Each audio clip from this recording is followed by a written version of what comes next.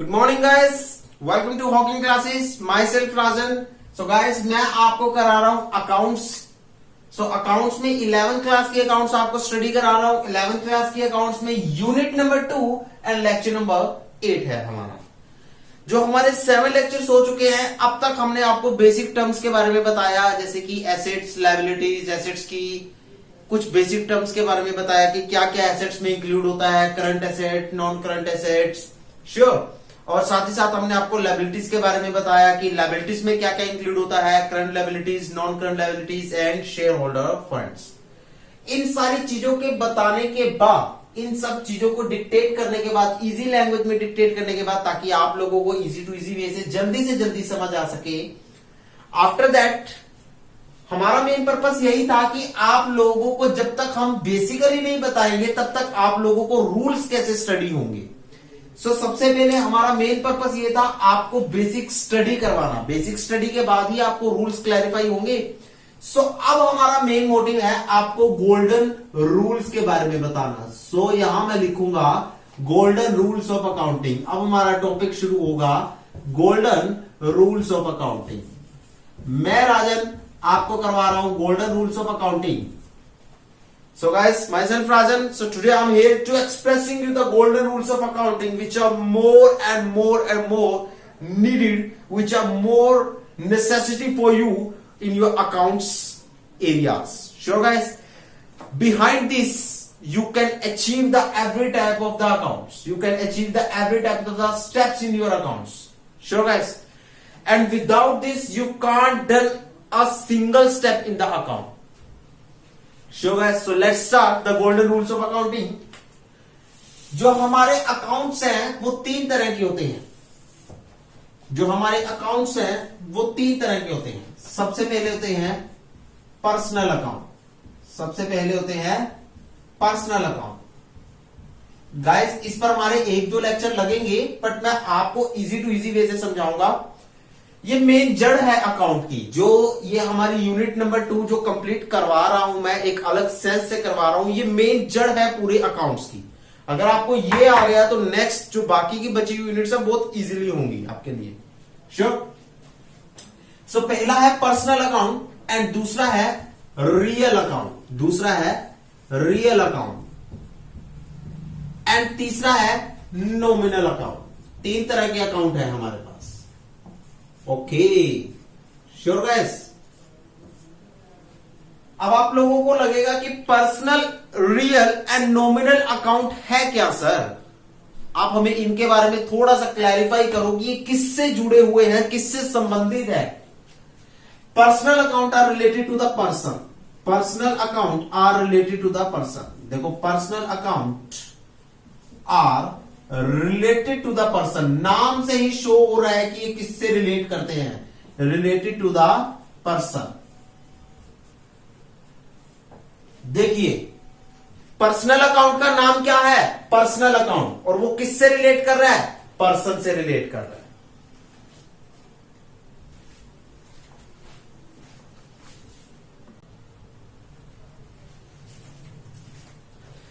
नाम से ही शो हो रहा है कि पर्सनल अकाउंट।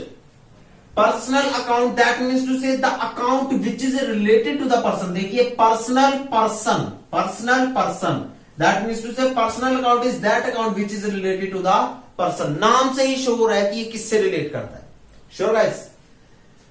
नेक्स्ट है हमारे पास रियल अकाउंट। रियल अकाउंट क्या है? जरा रियल अकाउंट के बारे में भी स्टडी करते हैं। श्योर। ओके, रियल अकाउंट कहता है the account which is related to the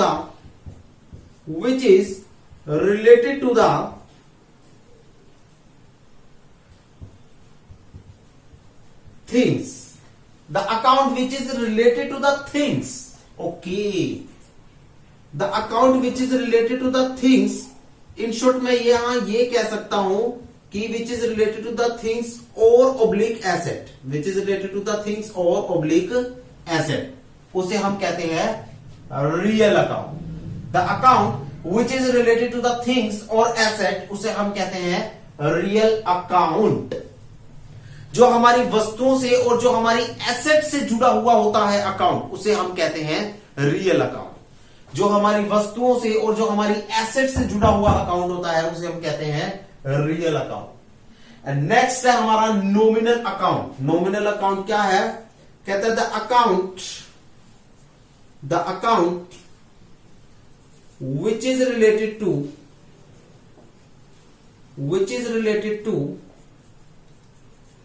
the expenses and income of the business. Expenses and income of the business. Normally कहूंगा मैं the account which is related to the expenses and income of the business. Sure guys?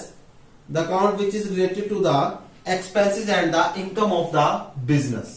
Sure. Real account, the account which is related to the things and asset, मतलब वो account जो things वस्तुओं और asset से जुड़ा हुआ है वो रियल अकाउंट होता है। और नॉमिनल अकाउंट कहता है the account which is related to the expenses and income of the business. Sure, जो एक्सपेंसेस और इनकम, बिजनेस के एक्सपेंसेस और बिजनेस की इनकम से जुड़ा होता है वो होता है हमारा नॉमिनल अकाउंट। और जो बिजनेस की एसेट, बिजनेस की वस्तुओं से जुड़ा होता है वो होता है हमारा रियल अकाउंट। जो बिजनेस की एसेट, बिजनेस की वस्तुओं से जुड़ा होता है वो रियल अकाउंट है। जो बिजनेस के एक्सपेंसेस, बिजनेस की इनकम से जुड़ा हुआ है वो है नॉमिनल अकाउंट। जल्दी से इस पूरे फॉर्मेट को अपनी नोटबुक्स में उतारिए।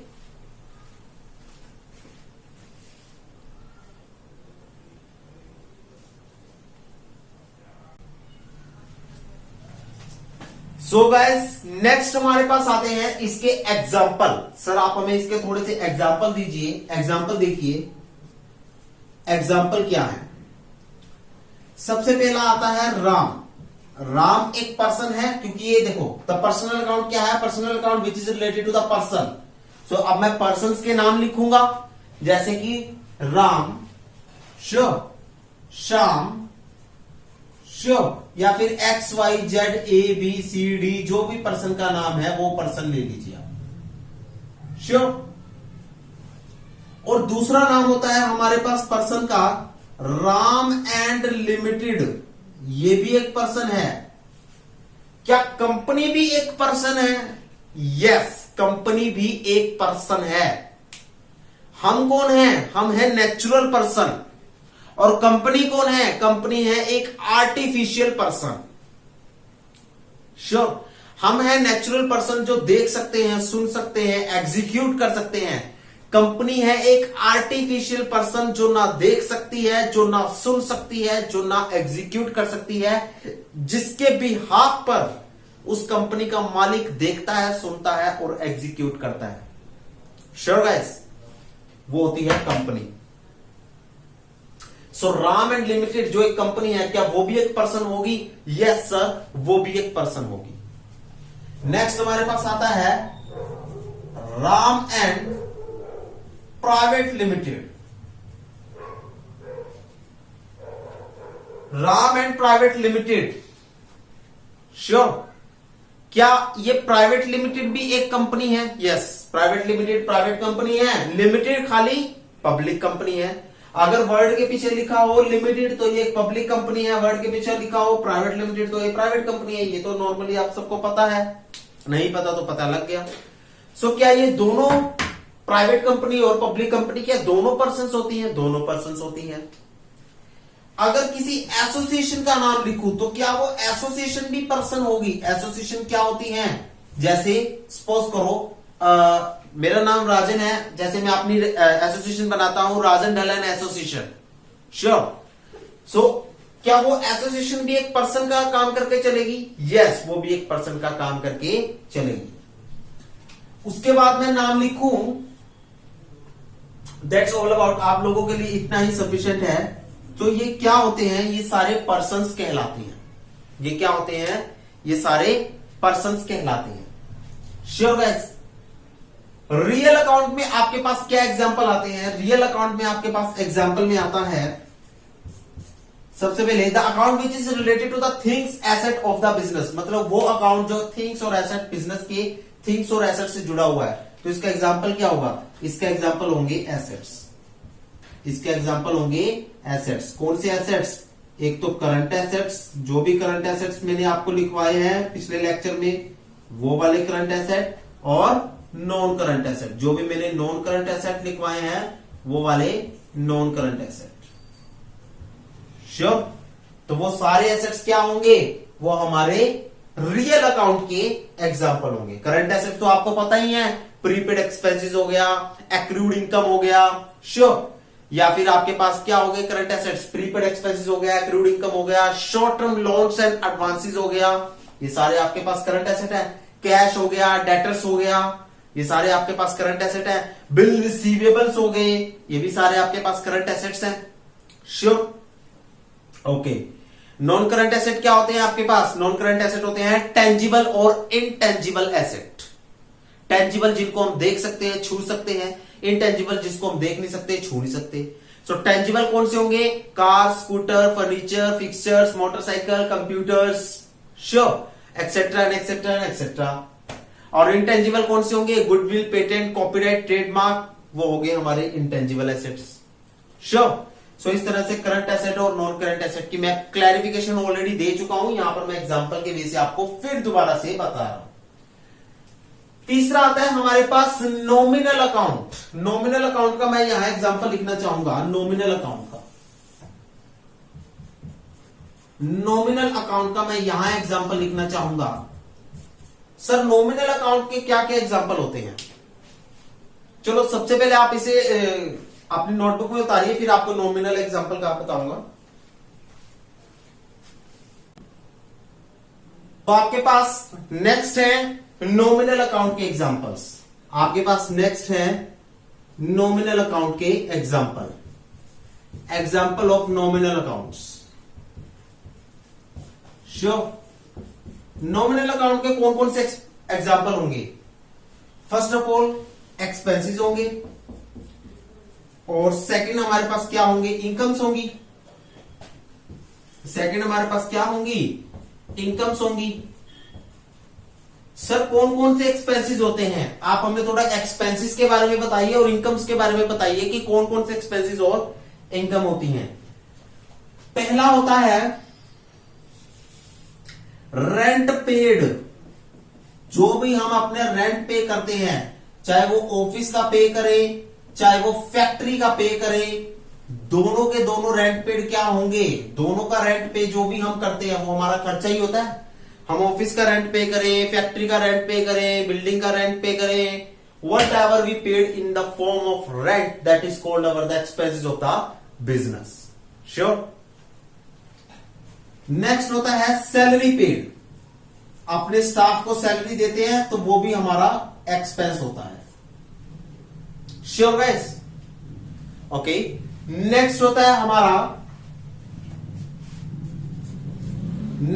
हमारा wages paid. Wages paid. Wages paid का मतलब होता है हमारे जो भी खर्चे होते हैं, जो हम वेजिस पेड का मतलब होता है जैसे हम मजदूरों को एनुअली जो सैलरी देते हैं उसे हम वेजिस कहते हैं, और एम्प्लॉयज को जो एनुअली सैलरी देते हैं उसे हम सैलरी कहते हैं, या फिर मंथली सैलरी देते हैं उसे हम सैलरी कहते हैं। इन शॉर्ट जो हम मजदूरों को दिहाड़ी देते हैं, उनको डेली रेगुलर वे में जो पैसा देते हैं, श्योर, उनकी इनकम का पैसा देते हैं, उसे हम कहते हैं वेजिस। और जो एम्प्लॉयज को हम मंथली वे से देते हैं उसे हम कहते हैं सैलरी। श्योर? तो मजदूरों की दिहाड़ी को वेजिस कहा जाता है, एम्प्लॉयज की जो मंथली इनकम होती है उसको सैलरी कहा जाता है।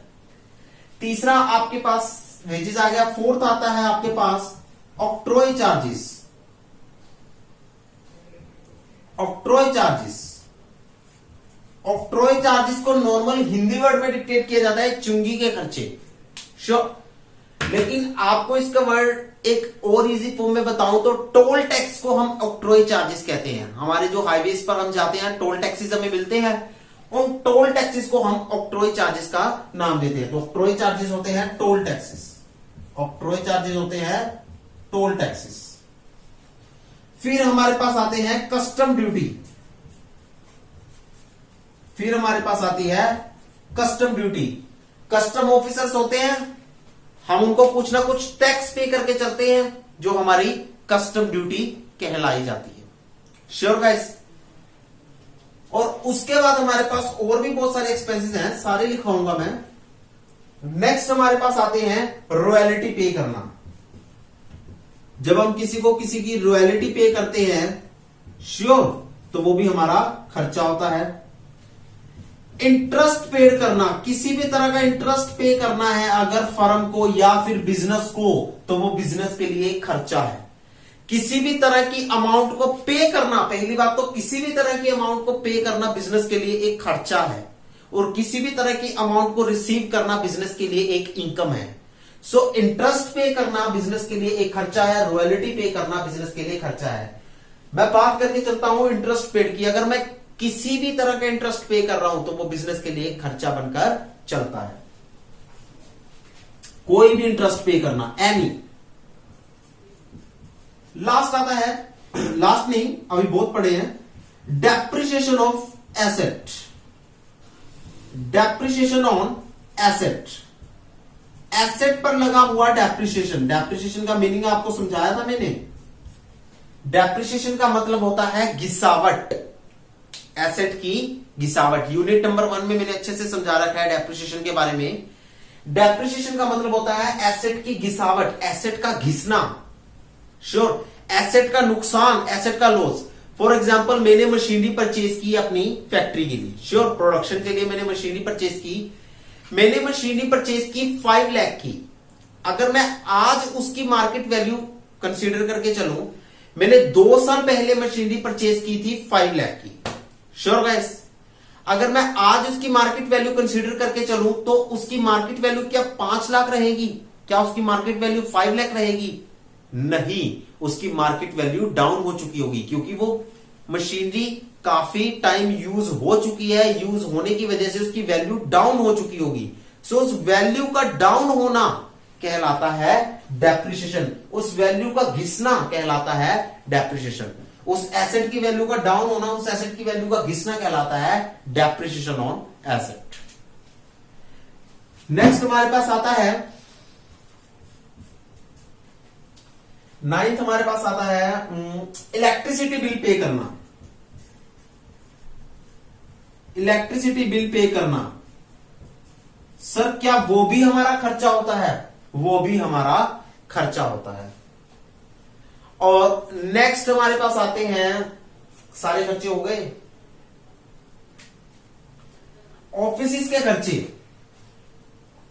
फैक्ट्री के other factory expenses, other factory expenses, तो वो भी हमारे खर्चे हैं। फैक्ट्री के अन्य एक्सपेंसेस जो भी होते हैं वो भी हमारे खर्चे हैं। यस, वो भी हमारे खर्चे हैं।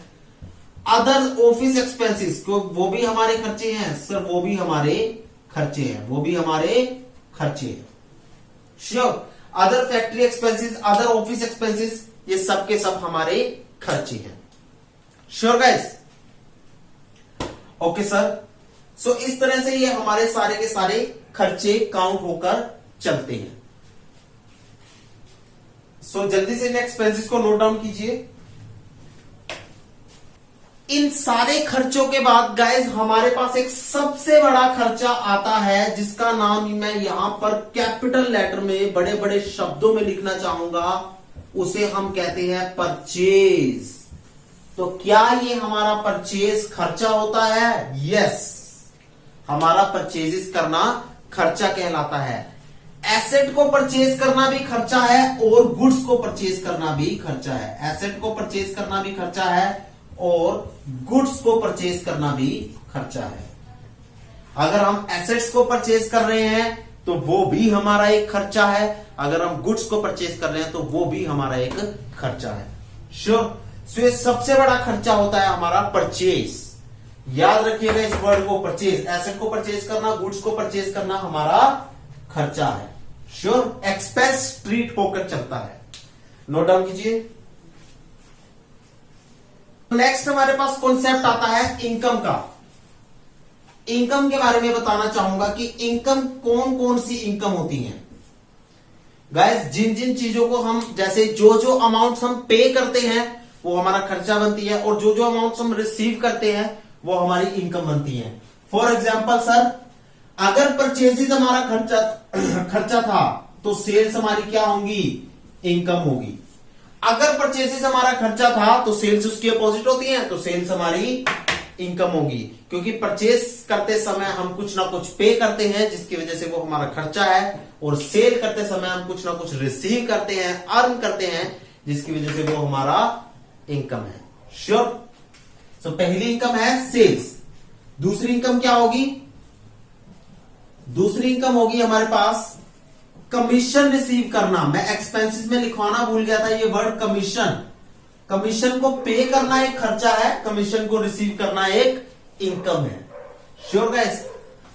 इंटरेस्ट रिसीव करना, किसी भी तरह का कोई भी इंटरेस्ट हो, किसी भी तरह का कोई भी इंटरेस्ट हो, अगर आप रिसीव कर रहे हैं तो वो आपकी इनकम है।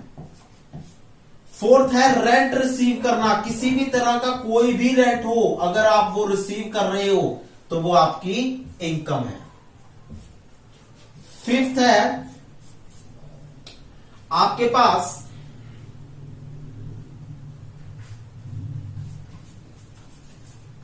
Profit on sale of asset. आपने अपने एसेट को बेचा और बदले में प्रॉफिट कमा लिया, वो भी आपकी इनकम है। देखिए, किसी भी तरह की कमीशन को रिसीव करना आपकी इनकम है, किसी भी तरह के इंटरेस्ट को रिसीव करना आपकी इनकम है, किसी भी तरह की रेंट को रिसीव करना आपकी इनकम है, सेल भी आपकी इनकम है, और profit on sale of asset भी आपकी इनकम है। Sure. Profit on sale of asset क्या होता है उसके बारे में बताता हूं। सपोज करो मैंने 2 साल पहले एसेट ली 5 लाख रुपए की, आज उसकी मार्केट वैल्यू बहुत ज्यादा बढ़ गई, आज उसकी मार्केट में डिमांड बहुत ज्यादा क्रिएट हो गई, जिसकी वजह से वो एसेट हो चुकी है 15 लाख की। अब जब मैं उस एसेट को बेचने जाऊंगा तो ना करते भी वो asset. So profit on sale of asset के बारे में मैं आपको बता रहा था। मैं ये कह रहा था कि सपोज करो मैंने 2 साल पहले एसेट परचेज की है 5 लाख रुपए की, अब उसकी मार्केट वैल्यू इंक्रीज हो गई है, क्योंकि उसकी मार्केट में बहुत ज्यादा डिमांड हो गई है, उसकी मार्केट में बहुत ज्यादा हायर डिमांड हो गई है। अब उसकी मार्केट वैल्यू हो गई है 15 लाख रुपए। सो अगर मैं आज की डेट में उस एसेट को बेचने जाऊं तो वो ना करते 15 लाख रुपए की तो बिक जाएगी। श्योर। 15 लाख रुपए की बिक जाएगी।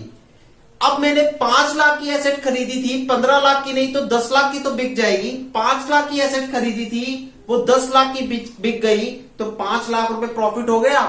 तो उस 5 लाख के प्रॉफिट को कहते हैं profit on sale of asset. Sure guys.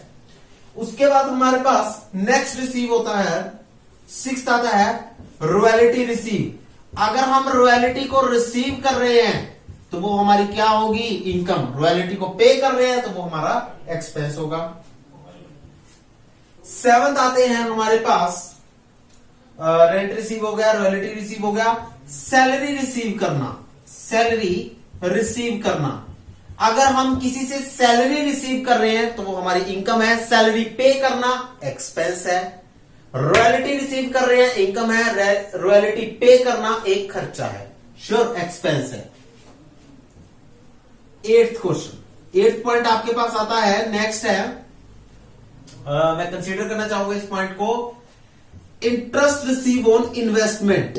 Interest receive on investment, मैंने कहा किसी भी तरह का इंटरेस्ट रिसीव करना आपकी इनकम है, तो इन्वेस्टमेंट पर इंटरेस्ट रिसीव करना भी आपकी इनकम है।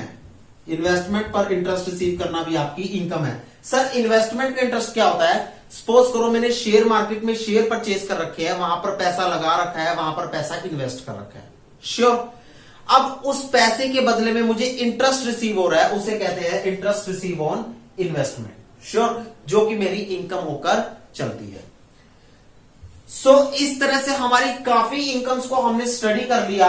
सो हमने एक क्रक्स निकाला कि जो जो अमाउंट हम पे करते हैं, जो जो अमाउंट को हम पे करते हैं वो बनती है हमारी एक्सपेंसेस, और जो जो अमाउंट को हम रिसीव करते हैं वो बनती है हमारी इनकम।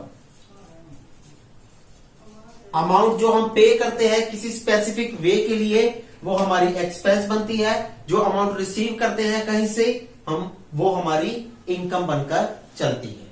श्योर, वो हमारी इनकम बनकर चलती है। एक हमारे पास एक्सपेंस आता है 9th नंबर में, ड्राइंग। क्या ड्राइंग भी हमारा एक्सपेंस है? यस, ड्राइंग भी हमारा एक्सपेंस है। ड्राइंग भी हमारा खर्चा है, ड्राइंग भी हमारा खर्चा है। श्योर। 10th आता है interest on capital, interest on capital. क्या इंटरेस्ट ऑन कैपिटल भी फर्म का खर्चा है? यस, इंटरेस्ट ऑन कैपिटल भी फर्म का खर्चा है। सॉरी मैं एक गलत लिखा, यहां पर देखिए ये हमारे एक्सपेंस हैं। हमने दो एक्सपेंस और बताए हैं आपको। पहला एक्सपेंस है ड्राइंग और दूसरा एक्सपेंस है इंटरेस्ट ऑन कैपिटल। ये दोनों के दोनों हमारे एक्सपेंस हैं। ड्राइंग क्या होता है? वो वाला पैसा जो हम अपने पर्सनल यूज के लिए विड्रॉ करते हैं बिजनेस में से, वो हमारे बिजनेस का खर्चा बनकर चलता है। और इंटरेस्ट ऑन कैपिटल होता है वो इंटरेस्ट जो बिजनेस पे करता है अपने मालिक को as a interest on its capital. Sure, वो होता है इंटरेस्ट ऑन कैपिटल जो बिजनेस पे करके चलता है अपने मालिक को उसकी इन्वेस्टमेंट पर। श्योर, वो होता है इंटरेस्ट ऑन कैपिटल जो कि बिजनेस का खर्चा होकर चलता है। श्योर। अगर मैं इंटरेस्ट ऑन ड्राइंग की बात करूं, अगर मैं यहां पर इंटरेस्ट ऑन ड्राइंग की बात करूं, सपोज करो मैं यहां पर इंटरेस्ट ऑन ड्राइंग की बात कर रहा हूं, इंटरेस्ट ऑन ड्राइंग की बात कर रहा हूं, जैसे मैंने यहां पर बात की interest on drawing. Interest on drawing क्या होता है? ड्राइंग पर लगा हुआ इंटरेस्ट। जैसे सपोज करो एक बिजनेस का जो ओनर है उसने अपने पर्सनल यूज के लिए पैसा निकाला जो कि ड्राइंग है। अब वो उस पैसे पर बिजनेस को इंटरेस्ट पे करके चल रहा है, तो बिजनेस उस इंटरेस्ट को रिसीव करके चल रहा है। बिजनेस का जो ओनर है उसने बिजनेस में से पर्सनल यूज के लिए पैसा निकाला जिसे हम ड्राइंग कहते हैं, और वो उस ड्राइंग पर, उस पैसे पर इंटरेस्ट पे करके चलता है जिसे बिजनेस रिसीव करके चलता है। श्योर, हाँ जी। सो वो होता है इंटरेस्ट ऑन ड्राइंग जो बिजनेस की इनकम होती है, जो बिजनेस की इनकम होती है। कुछ बच्चों का मेरे पास बार बार क्वेरीज आ रही है, सर दोबारा से बताइए। बिजनेस का मालिक है, वो बिजनेस से पैसा निकालता है पर्सनल यूज के लिए, उसे ड्राइंग कहते हैं। बिजनेस का मालिक उस पैसे पर, उस ड्राइंग पर इंटरेस्ट पे करके चलता है बिजनेस को। श्योर। और बिजनेस उस इंटरेस्ट को रिसीव करके चलता है जिसकी वजह से बिजनेस की वो इनकम बनकर चलती है और जिसे हम इंटरेस्ट ऑन ड्राइंग का नाम देते हैं। Sure guys? ओके। सो ये है पॉइंट नंबर 9 जो आपकी इनकम है इंटरेस्ट ऑन ड्राइंग। और जो दो खर्चे पेंडिंग रह गए थे वो उन खर्चों के बारे में भी लिखवाया, ड्राइंग और इंटरेस्ट ऑन कैपिटल, जो कि आपका एक्सपेंस होकर चलते हैं। इंटरेस्ट ऑन कैपिटल बिजनेस पे करता है जिसकी वजह से वो उसका खर्चा है। Interest on drawing business receive करता है जिसकी वजह से वो उसकी इनकम है। ड्राइंग बिजनेस पे करता है उस अपने मालिक को उसके पर्सनल यूज के लिए जिसकी वजह से वो उसका खर्चा बनकर चलता है। So this all are the expenses और द इनकम जिसके बारे में हमने आपको नॉर्मली स्टडी कराया, इजी मैनर में स्टडी कराया। सो होप सो गाइस आपको हमारा ये लेक्चर पसंद आया होगा। Thank you so much, thank you so much, best of luck. Note down कीजिए।